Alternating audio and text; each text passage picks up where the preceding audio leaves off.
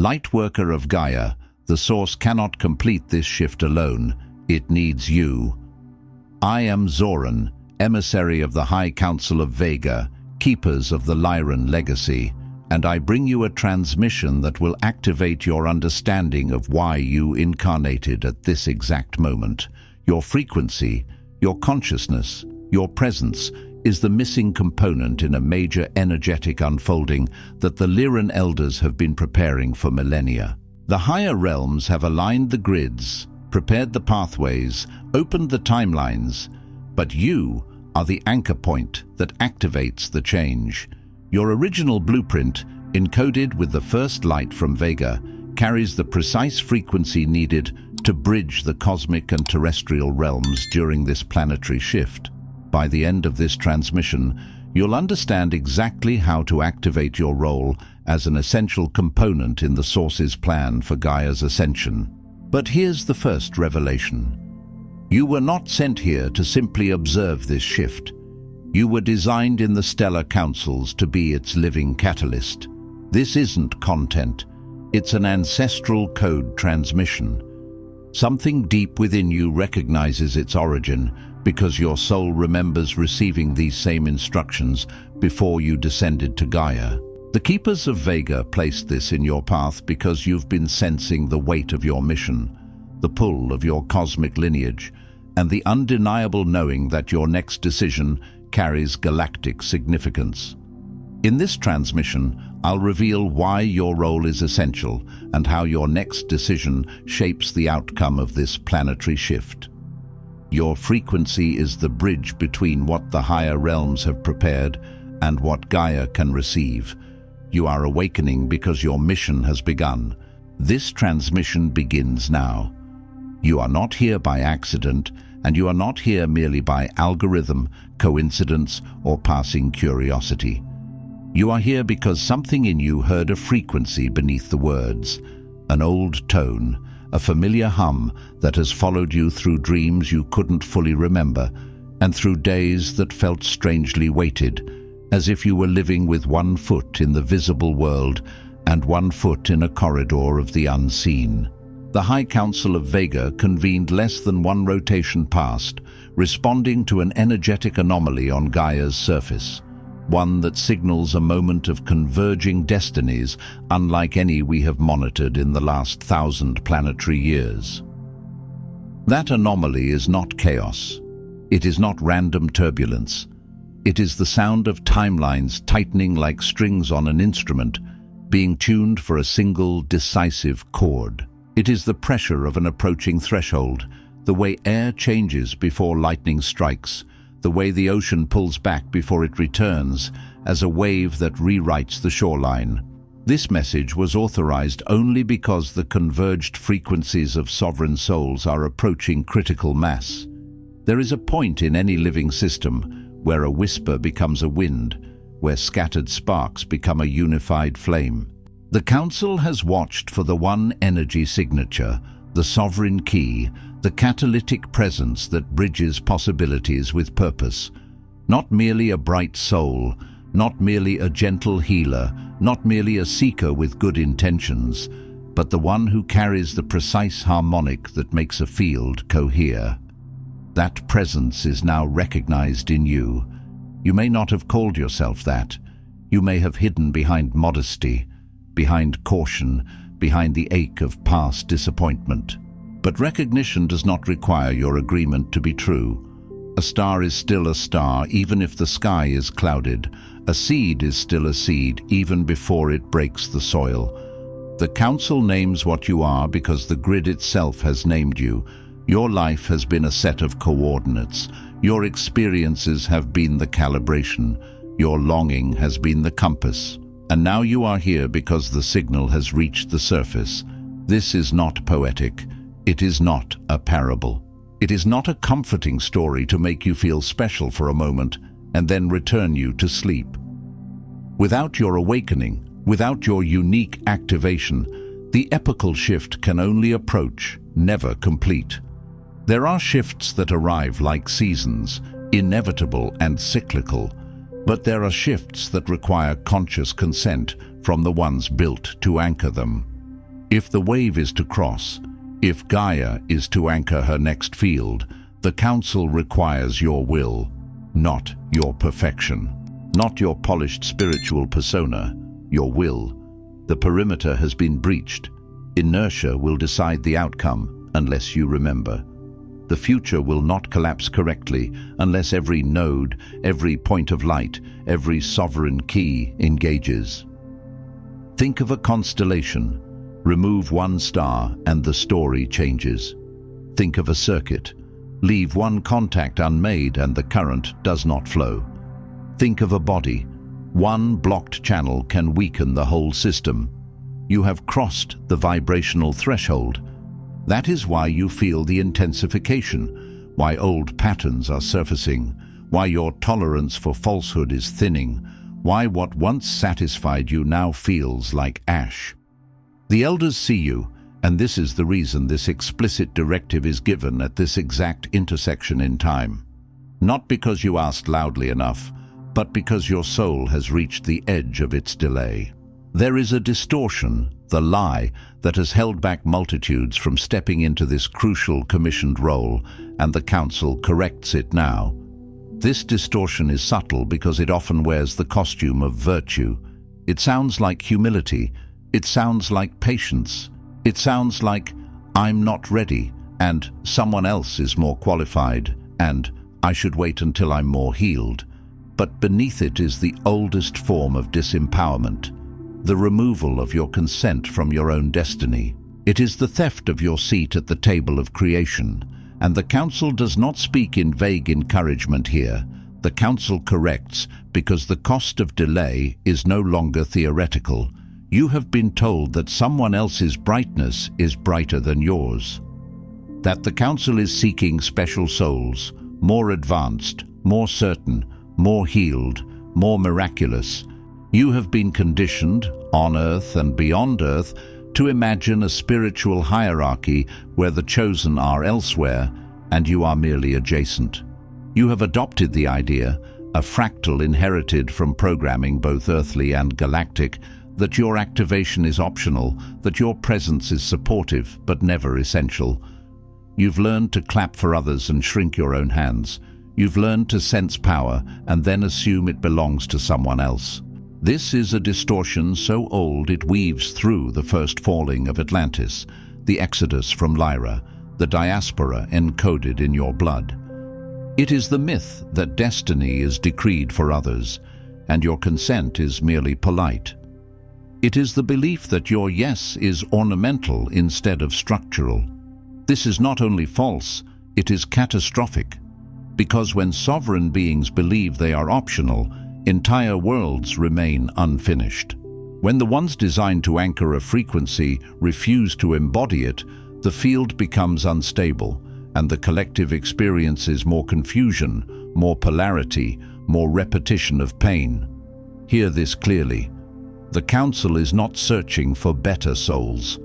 The Council is calling the exact souls who are already encoded to do the work, and your code is not a duplicate of anyone else's.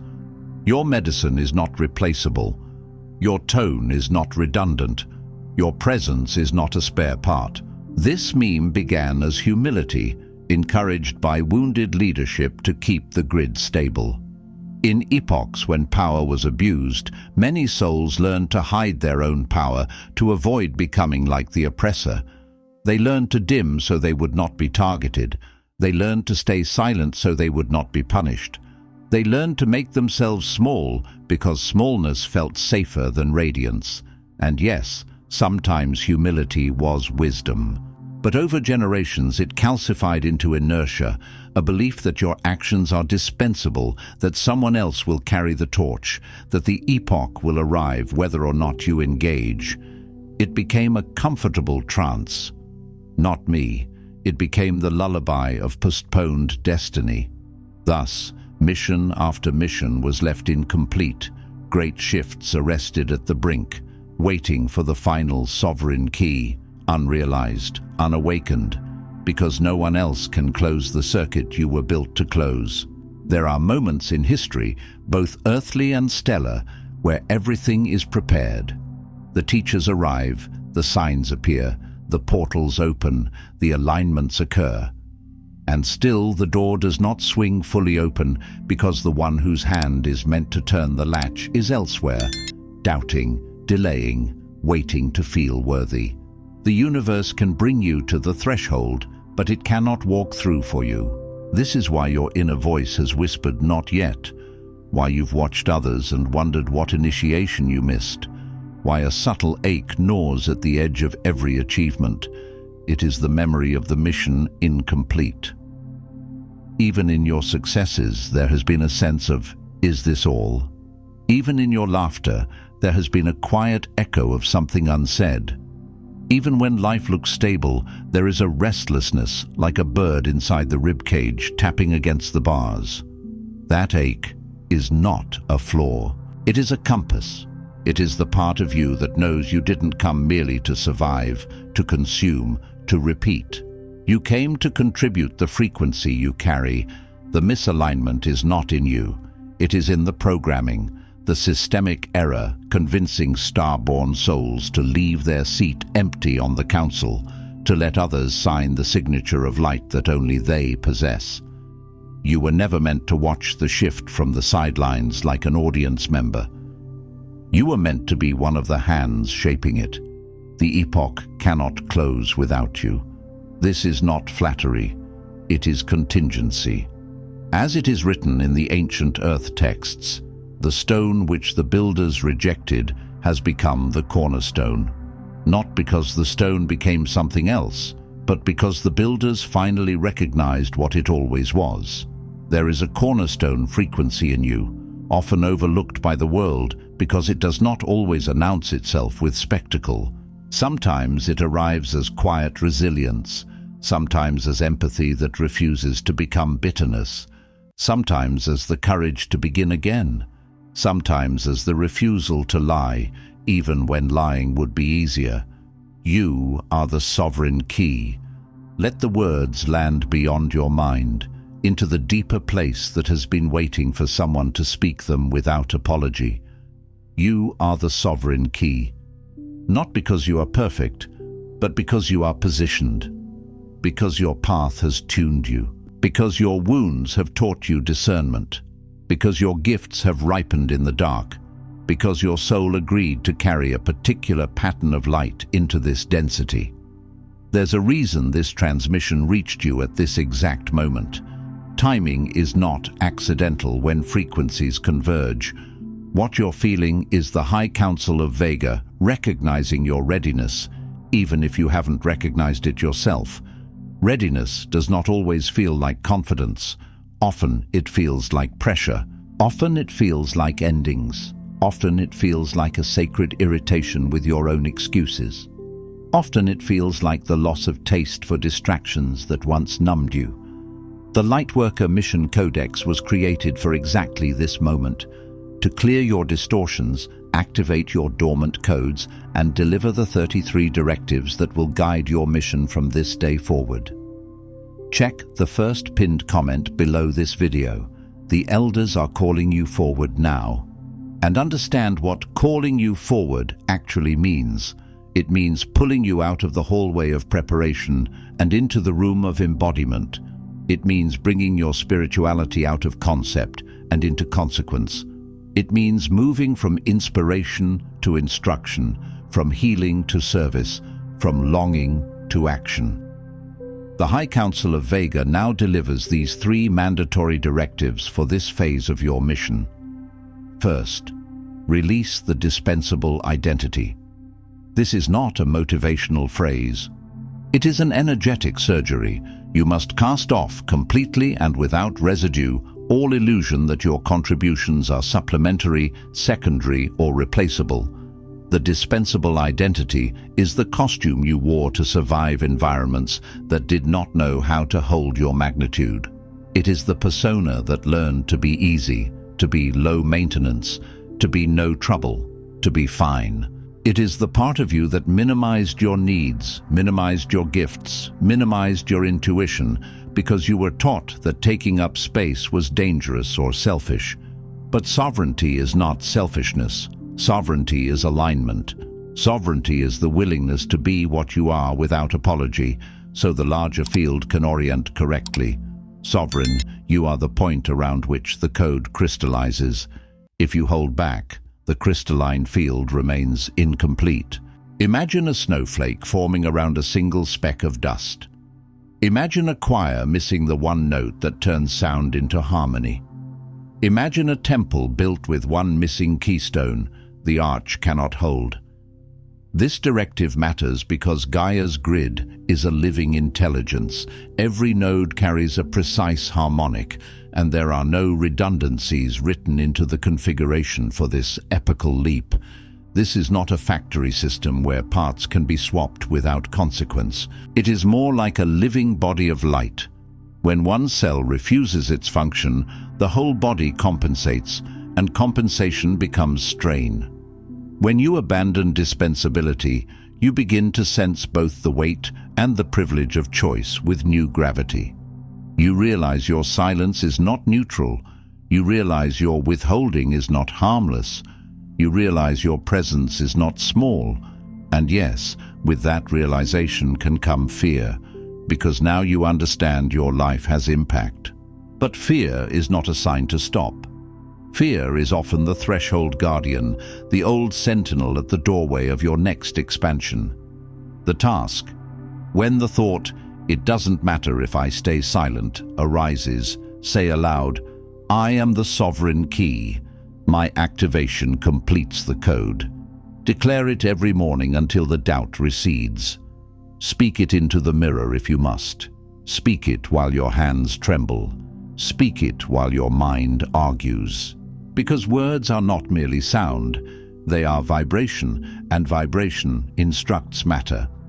As it is written, death and life are in the power of the tongue. Your declaration is not ego, it is alignment with reality. Let your nervous system learn the truth it has avoided. You matter structurally. Second, activate relentless will. This does not mean forcing, striving, or burning yourself out. Relentless will is not frantic. It is steady. It is the unwavering inner pillar that says, "I will not abandon my mission because my emotions fluctuate." It is the flame that does not go out when the wind of the world blows. The era of passive awaiting is finished. Waiting has had its season. Rest has had its necessity. But there is a difference between sacred incubation and spiritual procrastination. The Council commands you to claim and wield your power of decision, not ambivalently, but with the force that once seeded worlds. You have forgotten what your will truly is. You have confused it with stubbornness or control. But will is the soul's steering wheel. Will is the faculty that chooses a timeline and then walks it into form. Your will is the only machinery that can collapse new realities. Until you claim authority, the epoch remains in liminal holding. The universe responds to coherence. When you decide, energy organizes. When you hesitate, energy scatters. This is not mere mindset, it is praxis. It is lived, embodied, proven through action. When you activate will, you discover the future waits for your signal, not your permission. You stop asking life to validate you before you move. You move, and life reshapes around your movement. You do not need to see the whole staircase. You need to step onto the first stone. The procedure: each day take one action previously delayed by doubt. Not 10, not a grand performance. One true action. Speak the uncomfortable truth. Set the necessary boundary. Create the offering you have withheld. Send the message you've been rehearsing. Make the appointment. Publish the work. Forgive the part of you that thought it needed to be flawless. Begin before ready. The act itself is your cosmic signature. Just as a seed splits itself open without knowing exactly how the tree will look, your action cracks the shell of the old reality. And as you act, watch how your energy changes. Watch how your inner world clarifies. Watch how allies appear. Watch how doors open that could not be seen from the place of waiting. Third, protect sacred discernment. This is the shield and the sword, but it is also the sanctuary. Discernment is not paranoia, it is sacred clarity. It is the ability to feel what is true beneath what is loud. From this moment, your auric boundary is no longer a passive membrane. It is a council-sanctioned perimeter. What enters shapes your field. What leaks weakens your purpose. Your sensitivity is not a weakness. It is a sensor array. But a sensor array without boundaries becomes overwhelmed by noise. Guard your discernment from distraction, from drama, from the insatiable hunger of collective confusion. There are forces, some human, some unseen, that feed on your attention.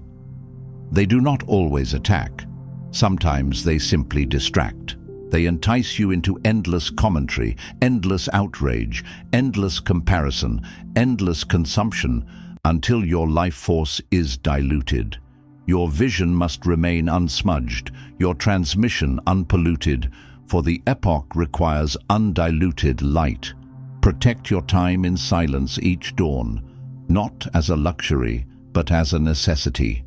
Silence is where your true instructions surface. Silence is where you can hear the difference between intuition and fear, between guidance and impulse, between divine timing and avoidance. Do not explain your mission to those who look for entertainment rather than truth. Some will demand proof not because they seek understanding, but because they seek control. Do not hand your pearls to those who only want to test whether they are real. Reserve your deepest knowing for those moving in counsel alongside you. Discernment is also kindness to yourself. It is the refusal to keep drinking from cups that poison you. It is the willingness to say, "This is not for me," without guilt. It is the sacred no that protects the sacred yes. Now, I speak not as a guide, but as the elder authorized by the council to issue what your soul has silently pleaded for. There are many voices in your world, many teachings, many streams of information.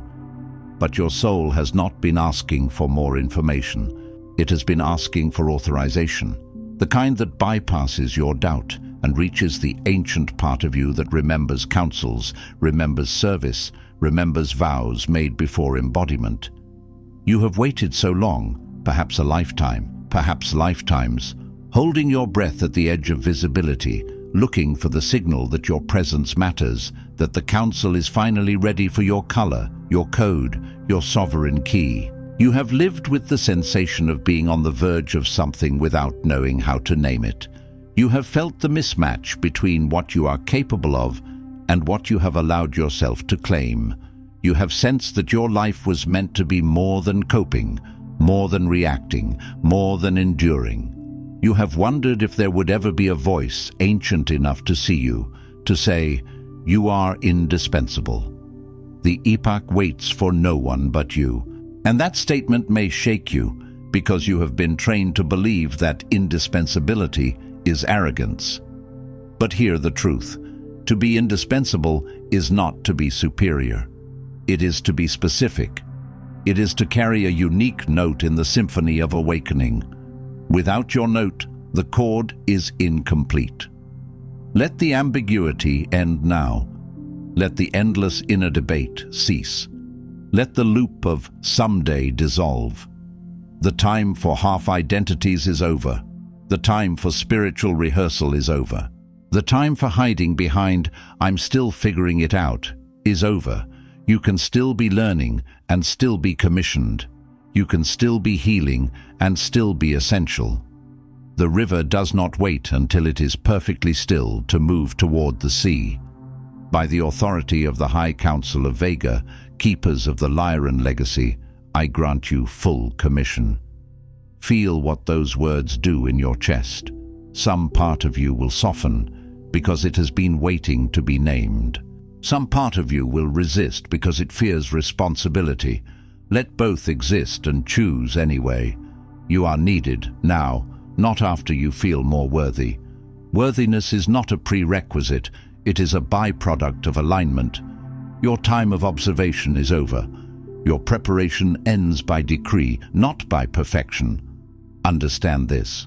Preparation can become a prison when it has no end date. Many have spent lifetimes preparing, collecting teachings like stones in their pockets, becoming heavy with knowledge but never building the temple. The act of claiming and moving will generate the readiness you thought you needed before you could begin. Action clarifies. Commitment reveals resources. The path appears under the feet of the one who walks. You have permission, true, irrevocable permission, to assume your seat, wield your influence, and close the code. Influence does not mean fame. Influence means the frequency you radiate into your family, your community, your work, your art, your conversations, your silence, your choices. You wield influence every time you refuse to abandon your integrity. The Council waits for your signal. The epochal shift cannot complete without it. You are the signature. You are the threshold. And a threshold is not a destination. It is a passage. You were born for passage work, guiding energy from one state into another, guiding people from confusion into clarity, guiding yourself from fear into embodiment. You are not too late. Time is not only linear, it is layered. What you think you missed can be re-entered through choice. You are not too much. Your depth is not a problem. Your sensitivity is not an inconvenience. Your intensity is not a flaw. You're exactly right in this moment as the sovereign key. Exactly right does not mean everything is easy. It means the coordinates are aligned. It means the invitation is real. It means the door is open. Before you sleep tonight, stand with both feet on the ground, place your hand on your solar plexus, and speak these words aloud. I release the lie that I am not essential. I activate my wild sovereign will. I protect my vision as sacred council light. By the authority of the Lyran elders, my waiting ends now. My commission begins. Me do not whisper it like a hope. Speak it like a decree. The solar plexus is the seat of will, the inner sun. When you place your hand there, you are telling your body, we are done negotiating with smallness. Feel the ground beneath you as Gaia's living witness. Feel how the earth receives your words like seeds. If emotion rises, let it. If resistance rises, let it. If tears come, let them cleanse the old vow of silence. Remember, this transmission is the close of your preparation and the ignition of your living mission. The High Council will not wait in perpetuity, not as punishment, but as law. Energy moves where it is met. Carry the directives as sacred law, not rigidly, but reverently. Move with the knowing that you, sovereign, are not an extra vessel, but the very signature required to seal the epoch. Until your step, nothing finalizes.